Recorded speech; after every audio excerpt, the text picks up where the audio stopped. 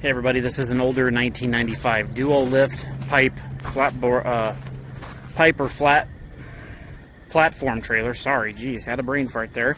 8.5 foot wide. Again, now this one's 21 foot from front support to the rear. Now come back. The tires got a lot of tread, but you can see they got some weather checking on them already. Frame's pretty heavy duty.